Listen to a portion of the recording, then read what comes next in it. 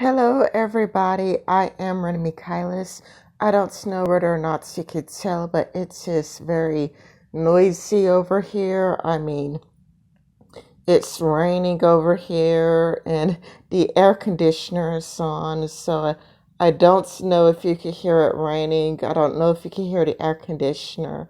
But I do hope that these headphones could work in reducing the outside noise. Not only that, but I've been having problems with my laptop. When I use the laptop, some letters don't work. I have a difficult time with the letter E and the letter D.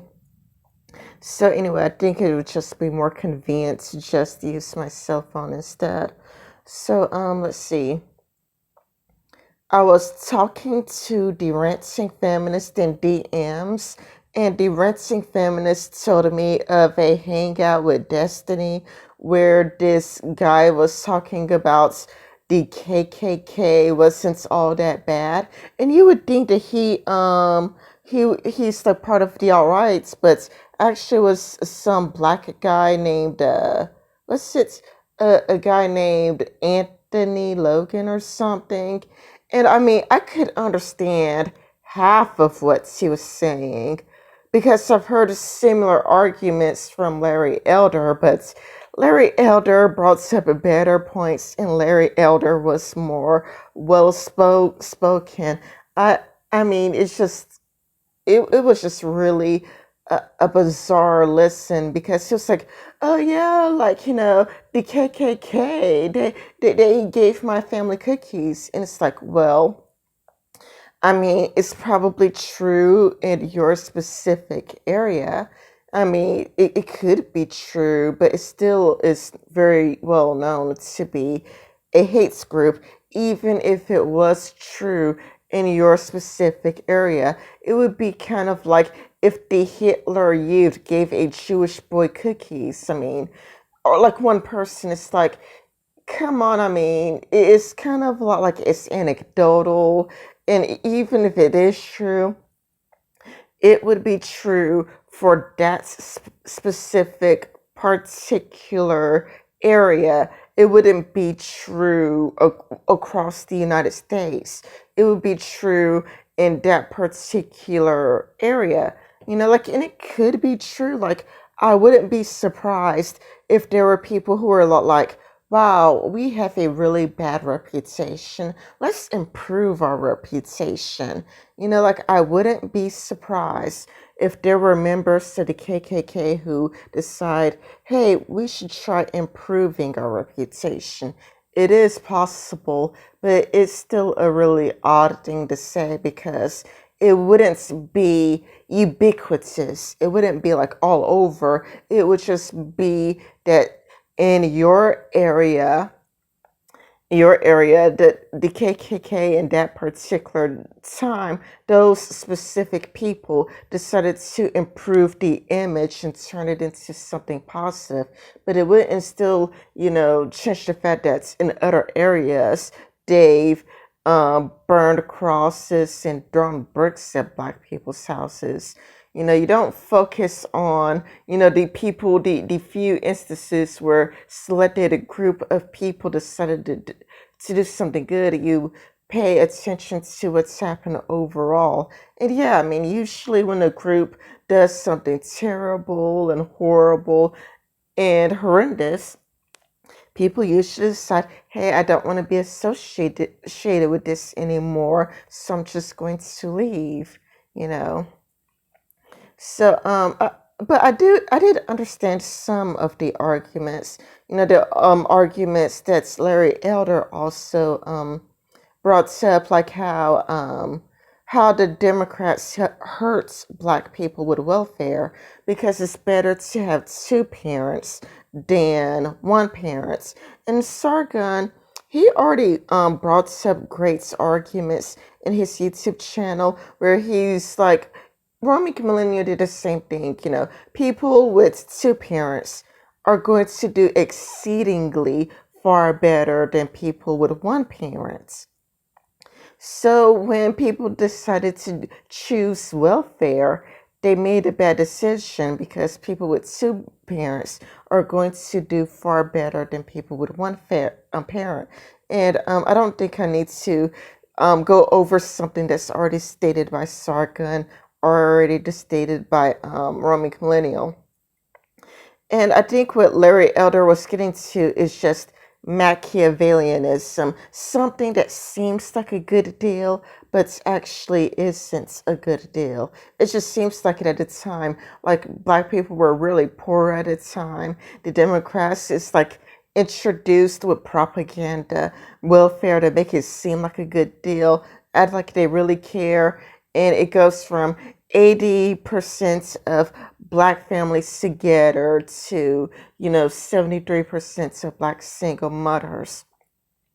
And that's why you see like other groups skipping ahead of black people. Like you could see a family from Mexico, they have a strong family units, but they're skipping ahead of black people because they have two parents.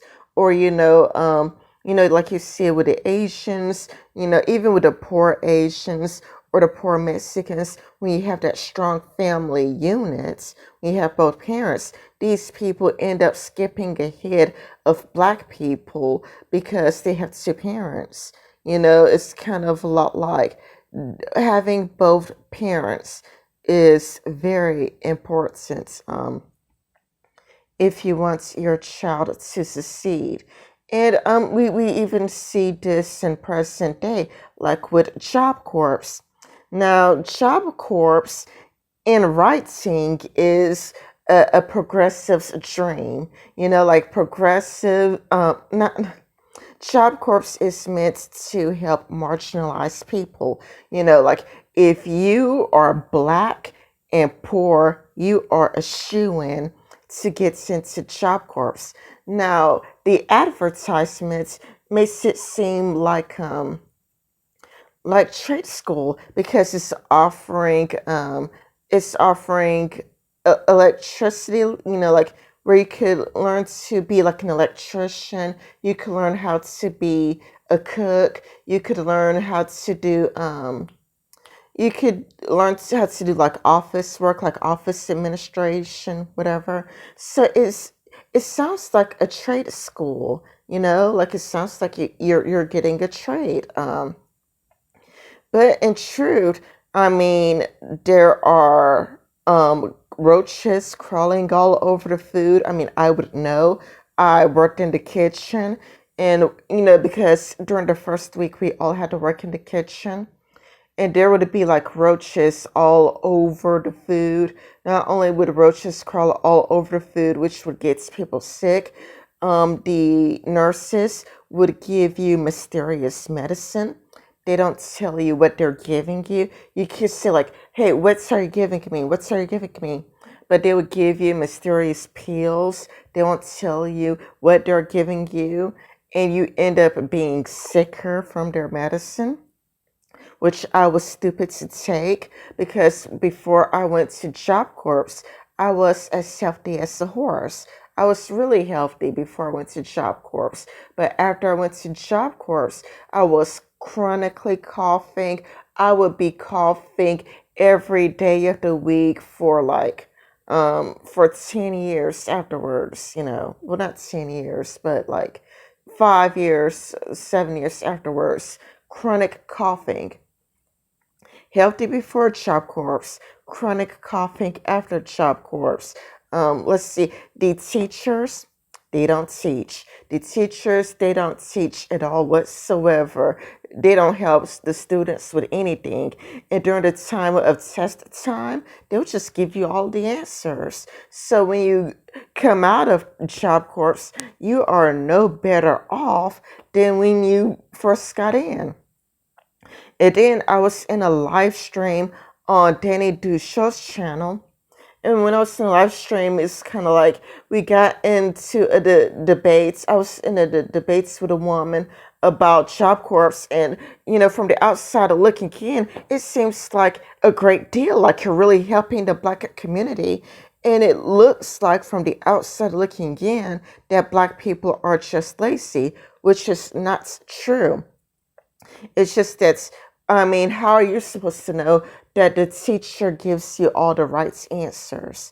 Like, how are you supposed to know that? But that's what happened. Like, the teachers would just give you all of the right answers. And it's just the government offers things that it seems like a good idea, especially if you have a white savior complex and you have a white savior complex. You really want to help out black people. You want to help out minorities to feel good about yourself. Like, yeah, I did something really good. When really all you're doing is wasting taxpayers' money, because it's kind of like you offer a deal that's too good to be true when really you don't care about it. And I'm talking about the government. I'm talking about the government where it's kind of like it's kind of like teachers that refuse to teach and they don't get fired either. Like these teachers that don't teach black kids, they just give them all of the right answers, they don't get fired. So, like these black kids come from the streets and then they go back to the streets. And then when you talk to the white people, they're like, well, it just comes across as laziness from the outside looking in, like black people are lazy and they don't want to try, when it's the furthest thing from the truth. Like if you were there, you could see that, that the people who go there are being set up for failure. And it's kind of like why I just cannot really trust these offers, which are basically too good to be true, where they're offering all of these programs to help black people, and it seems like really, really good. But if something sounds too good to be true, maybe it really is. And in my opinion, there are better ways to do so, like through charity work. Like if you do charity, you can perhaps help more black people that way, ironically, as opposed to the government that doesn't actually care. Where it's just, because it's kind of like when I went to Google, like a Job Corps is a scam, it's kind of like several states are having this problem, several states. And it's kind of like through socialism or a social program, you get to, hurt black people in multiple states, whereas, charity may not be perfect. Charity, you would always have that one place that's a scam, that one place, that's too good to be true, that doesn't really help anybody. But like it's not going to be ubiquitous. It's not going to be like in several locations. It would be that one specific area. And when it comes to the governments, it's harder to act against the governments. Like at least if there's a charity that offer to help out black people and it doesn't, at least you could easily sue them, but you can't just easily sue the governments. Anyway, this has been Rena Michaelis. Do you agree with me? Do you disagree with me? If you agree with me, leave me a comment. But if you disagree with me, tell me why. You can leave me a like or a dislike. I don't care. But if you enjoyed this video, share it everywhere. And I'm really sorry about my hair. My hair looks like I got electrocuted. Well, anyway, thank you for watching. Bye bye.